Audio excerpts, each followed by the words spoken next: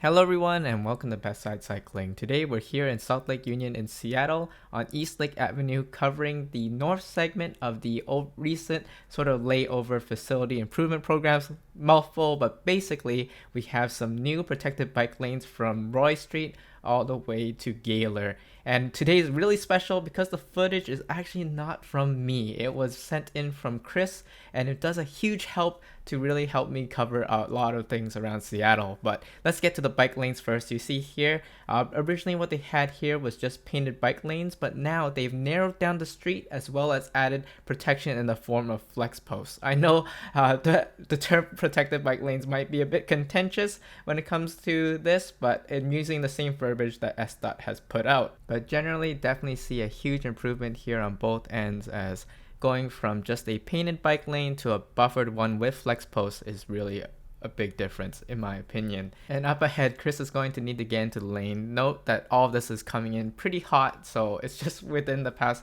week or so, I think. So it's probably under construction still, but definitely expect protected bike lanes along this whole corridor. And the other thing I was really going to mention is how and why these particular bike lanes. It's all about creating a better bike network in Seattle. And really how I see this as the main appeal is how it will connect into the eventual rapid ride J line bike facility improvements. That's a mouthful, but essentially a lot of people already use Fairview and Eastlake Avenue beyond Gaylor to sort of get around Lake Union.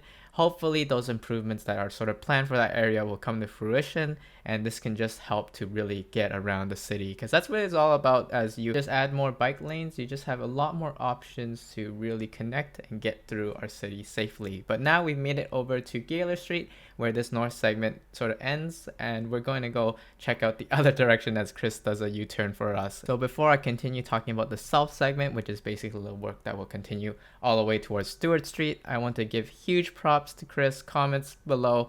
Thank you, Chris, for sending in this footage for me. The most time-consuming thing of this channel and covering these infrastructure updates is definitely getting from where I am to all these different places by bike and filming, as well as dodging all these cars in the bike lane. But so if you're interested in also helping out in this way, feel free to connect with me. I have a Discord that I'm going to link below, as I really do enjoy connecting with all of you. And as well, if you've been enjoying this video so far, please remember to roll over that like button and subscribe. It goes a huge way. But yeah, you can definitely expect to get all sorts of updates here on this channel about Seattle cycling.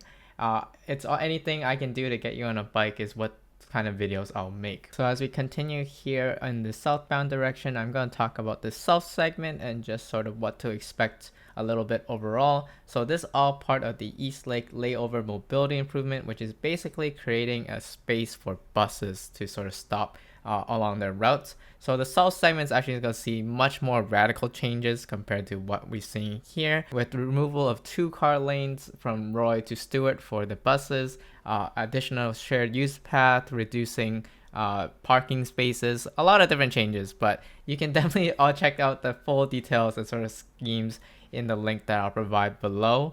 To be honest, I'm not very much one of a with an actual city planning or anything background. I'm just like looking at these images online. So honestly, my approach is probably going to be waiting until a lot of the construction is maybe done in summer of 2024, come out and film it and show you personally when it's done. That's sort of the approach I've always taken on this channel, and the one that I will continue to. But I figured I'd just mention that and give you a heads up, because I think that's also pretty exciting whenever we actually do end up with more shared user spaces. So as Chris finishes climbing up this hill, I think that's about it for this video. So leave your comments below whether you'll personally use these bike lanes, what you want to see next, or what you're excited for.